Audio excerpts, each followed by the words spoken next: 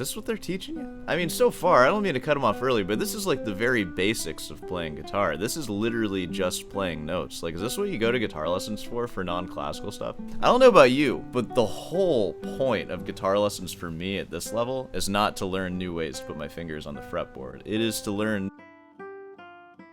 Hey, this is Cameron, and welcome to the reaction log. Whoa, whoa, whoa! Alright, we got a special spicy one here today. This is friend of the channel, Billy Strings, in his new interview. Is this a new interview? Let me actually see. It was posted 2 weeks ago. God, it's always weird seeing channels with less subscribers than me. So somewhat new. We're gonna get some insights into Billy Strings' practice, I assume, because Billy Strings shares his practice method for progress. This should be interesting. I know a thing or two about practice because I am a classical guitarist here on YouTube. What does that mean for you? Well, why don't you just sit back, relax, and find out. Billy Strings is going to teach us a little bit about practice theory and his philosophy on it. So we're going to see where that leaves us.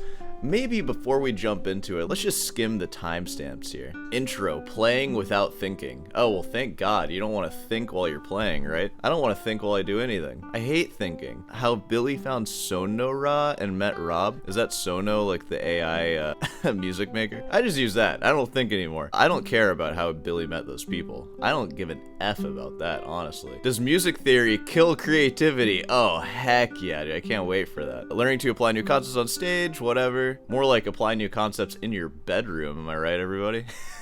That's not an innuendo. I mean literally playing guitar in your bedroom. Hitting a plateau and seeking growth. Hey, well, you know, we all hit that plateau at the intermediate phase.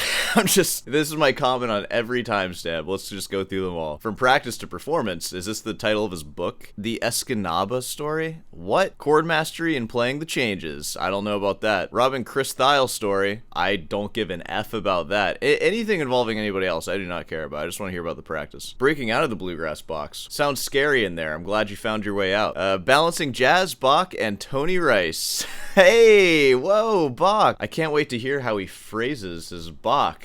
Am I right, everybody? Real progression. God, is this stupid that I'm just going through? Real progress, I don't care. Early influences, I don't care. Improvisation, melody, staying connected on stage. The only improvisation I do is with Baroque ornamentation, am I right? And I don't even do that. Oh, and then of course, there's a huge amount of time dedicated to dealing with success, doubt, and what comes next. I can make a whole video series about how I deal with success. It's tough. All right, without further ado, let's go ahead and jump into this one, shall we? When I'm truly playing music, I'm not thinking of any of this, you know, scales or any of this stuff I've practiced. I'm thinking... Good. Don't think about that. I feel like that can be misinterpreted sometimes as being thoughtless with your playing, but that's not really what it is. You really shouldn't be thinking that much when you're trying to make music. Your practice is for when you should be thinking. How that would relate to classicals if you just changed a fingering 10 minutes before a performance or something and you're like waiting for it and anticipating it. That's not good. You don't want to do that. Whoa, look at this guitar collection they have back here. I bet they all sound exactly the same. All right, at least Billy has an acoustic instrument though. That's one step in the right direction, and it's not even a cutaway too.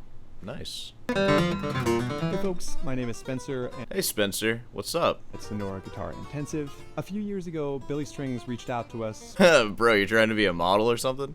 It's a nice headshot. I feel like Billy Strings and I kind of got it going on with the long hair. Finally, seeing a rock star with long hair, that's so great. I think it took a generation or something. Something got lost with Alan Holdsworth and everyone else. I'm glad the younger generation's bringing it back. That really warms my heart. Help breaking out of a long learning plateau in his guitar playing. Dude, a learning plateau. You know, I've gone through a lot of learning plateaus myself. I find they happen when I don't practice as much as I should. So I'm interested to hear how Billy got through his... I gotta say, just because I found it off an ad and stuff like that, and Is he about to talk about an app right now? You know, I didn't know. Something in the back of my mind thought it wasn't gonna be as good as it is. Billy Strings sponsored by Simply Guitar. Well, now we gotta know. And it's better than I thought it was gonna be. For real. Okay. Strong endorsement. Let's see what we got. Past few years, he's been studying with us under the mentorship of Rob Capoletto on our faculty. We got Rob Capoletto back here on the guitar too. You just snuck up here. Way to treat your teacher, huh? Hey, we got this slime ball here. He just snuck up here on stage like some groupie. Hey, what are you doing here? You're supposed to be in the audience, you schlub. Billy was gracious enough to sit down with myself and Rob, his mentor, at Carter Vintage Guitars in Nashville, Tennessee. Whoa, dude, so Billy just went to a guitar store and got a guitar teacher? This is like professional Guitar Center, not a classical in sight. There's such a void of tone in this room. I feel like I'm gonna get sucked into it or something. Talk about his learning process, pull back the curtain a little bit on the areas in his playing that he's still working to develop, and play a couple of tunes with Rob. 1, 2, 3. Here we go.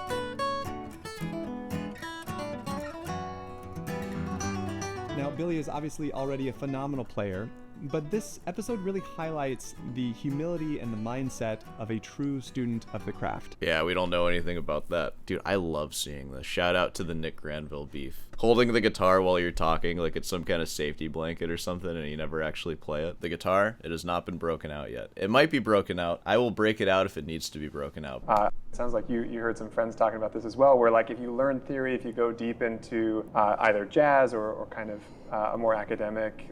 Or what else? What's the other one? Classical is so intimidating. He doesn't even want to say the word. He's just like jazz or like some other insane freaking academic brainiac genre. I couldn't even imagine what it is. Yeah, we all know what it is. Come on now. View on music, it can sterilize your playing and kind of make you less creative, less flexible. What's your relationship to that? I don't believe that. Good. Billy is a champion of academia. Let's see what he has to say. I kind of think the opposite. I think the more I learn, and the more I study, and the more the more I'm able to express myself freely on the guitar, and the more I'm able to just kind of know what's going on. What freaking facts right now. Thank you, Billy. You're saying the thing that's less popular to say, I think, but it's what everybody honestly needs to hear. That doesn't mean I still can't, get nasty with it. I mean, when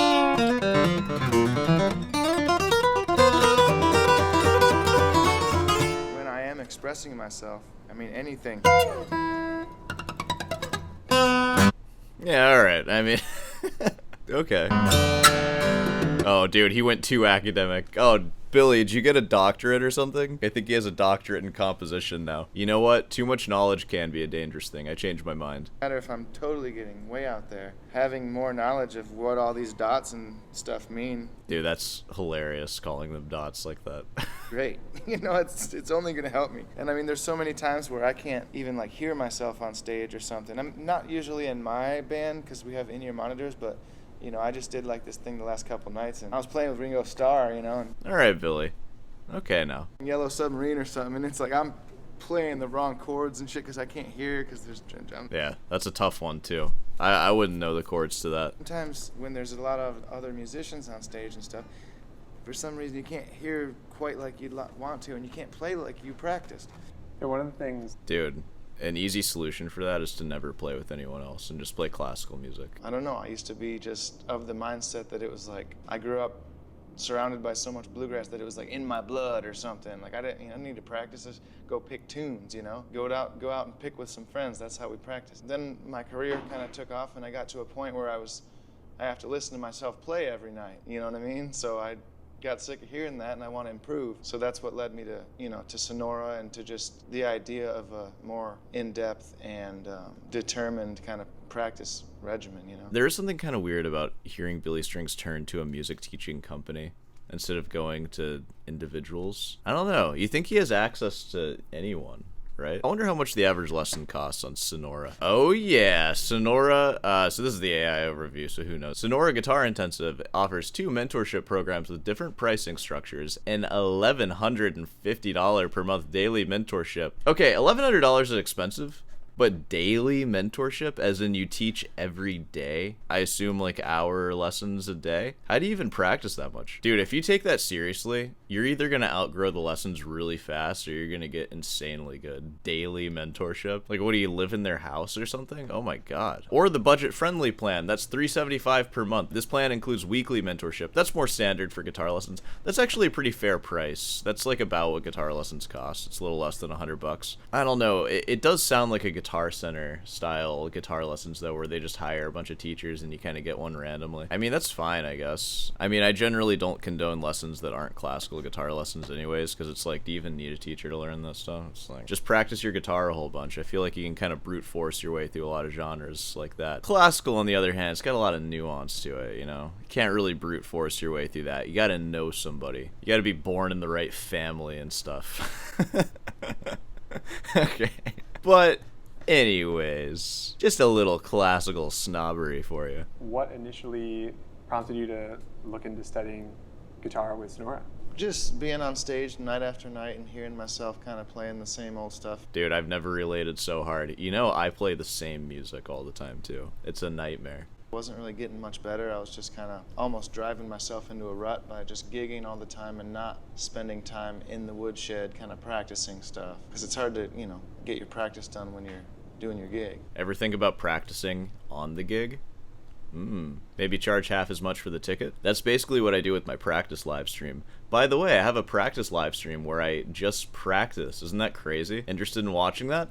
Well, you might catch it because I do it every day. Basically every day. Did that kind of for a lot of years, you know. But eventually I kind of felt like I got to this plateau, you know, and was just feeling bad about myself, and I came across this ad for Sonora on Instagram. Billy's the kind of guy to click on Instagram ads, I guess. Yeah, I just sort of stumbled upon it, and I just checked it out, and I guess I was pretty serious about wanting to practice guitar because I signed up for it, you know. Is this real? Are we watching a real thing right now? I feel like I'm being sold something. Did Billy Strings actually want guitar lessons and felt powerless to find an appropriate teacher and then clicked on an Instagram ad that gave him an appropriate teacher that he was happy with? Does he not have all the access in the world? Could he not get anybody on earth to teach him guitar? I don't know, that just seems weird, doesn't it? Man, Billy Strings would make a great front man for their guitar lesson company. Look at us, we made Billy Strings. Even though he already had his career, of course, before even signing on with them. I don't know, maybe there's some counter arguments to that, like maybe he knows all the famous bluegrass players. Maybe they're all lousy teachers because they're already famous and they don't have that teacher drive in them, you know? I'm just asking questions, okay? I'm not trying to be the conspiracy corner. Yeah, how have you seen it show up? Both, obviously you just put out a record, Highway Prayers, congratulations on that. How have you seen it show up in your writing process for that record, and also now that you're touring it, like, how do you see that? One way that it's definitely come out is like, and this is a actual example because Rob taught me this. He taught you that? What is that, though? So we have a major 7, and then 2, 3, major 7 again, ending on the 9. I believe you could have learned that on your own, Billy. I don't know.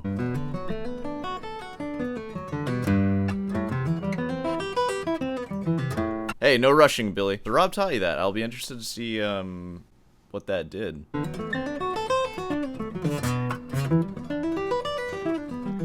It's pretty crazy. All right, so arpeggios with a couple extra notes in them, with the root moving up on the 6th string. Okay.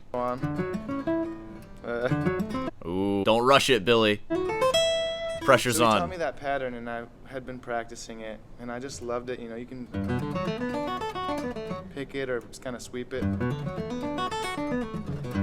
it's just a really cool diatonic kind of thing. Is this what they're teaching you? I mean, so far, I don't mean to cut him off early, but this is like the very basics of playing guitar. This is literally just playing notes. Like, is this what you go to guitar lessons for non-classical stuff?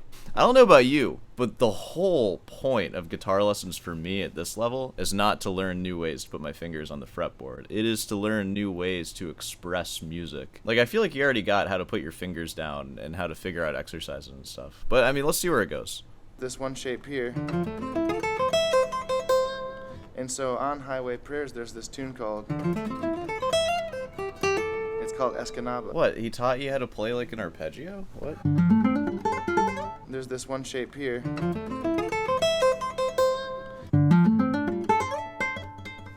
Sorry, my pinky trills aren't that good. Did he just teach you like random arpeggio licks? These aren't advanced guitar lessons. So on Highway Prayers, there's this tune called, it's called Escanaba. Talking about arpeggios like this is stuff he hadn't practiced before. I guess you would need guitar lessons if you don't know all your arpeggios on the guitar. Yeah, that's a good thing to work on, and of course there's tons of risks to be made. Oh, you guys are gonna tear me apart, and I know, because I just played it too and he just played it. His sounded better, oh whatever, yeah. And oh god, I know you guys are gonna rip me apart for that. Just like, you don't even understand what he's playing. You think that's just an arpeggio? You had to spend $1,000 a month to learn that from a master guitar player at Suno or whatever this company is. Yeah, okay. Yeah, Yeah, dude. This is the stepping stone to Guthrie Govan right here, yeah.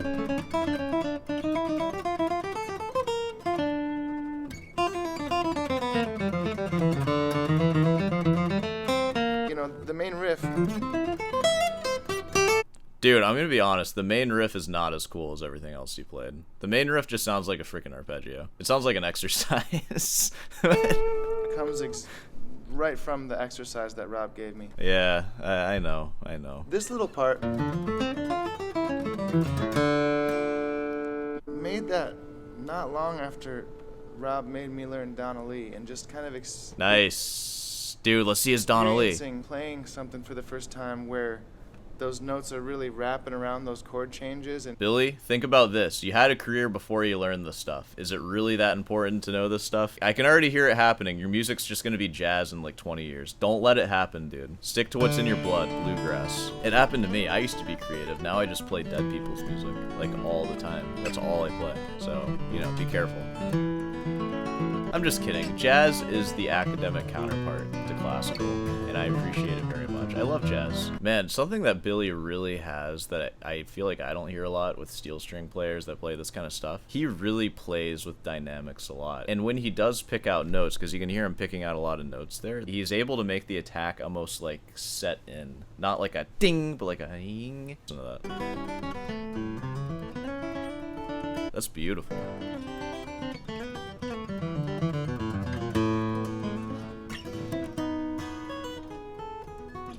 That's beautiful. The phrasing in there is beautiful. Do you have any good rap stories? We're playing bluegrass over here. I don't know about rap, okay? I'm sorry. I think we met in person. He came out to New York, and I was doing a thing with Chris Thiele out there. Rob and Chris Thiele play this Bach stuff that he's been teaching me. Whoa. Okay, we're getting a wide education. I'd like to hear how he teaches Bach. Do they learn it from tab? And those two, you know, just play it, and I just sit back and watch, and it was like... And there was really cool things because Chris Thiele's literally playing like this thing. It's so easy on the mandolin. Rob's like, you know, playing this like stretch like this, and and Chris is like, look what I'm doing. He's like, look at that. You know, it's like, it's so easy on the mandolin, so hard on guitar.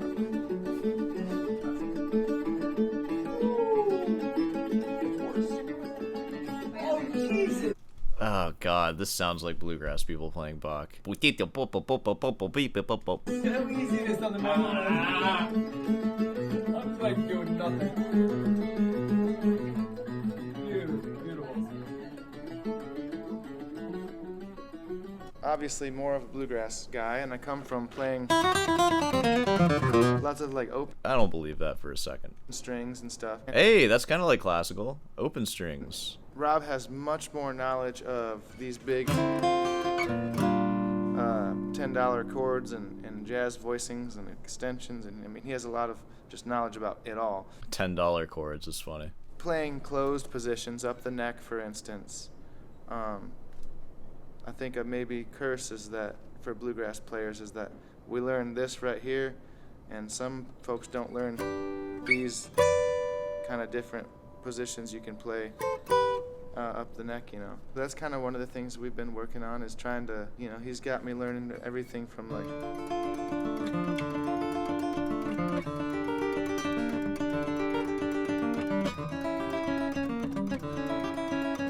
you know, the Yeah, it's struggling now. It's tough. I know, it's tough. What I would recommend Billy do if he wanted to pay me $1,000 for guitar lessons, play it slow. I would like to hear every single note in that held at its full duration. He's doing it there, but now, is it working here? No, it's not working there. Is it even possible to hold it at full duration with how he's playing it? No, that's not working. you know, the No, absolutely not. That should all sound the same. Bach stuff to like,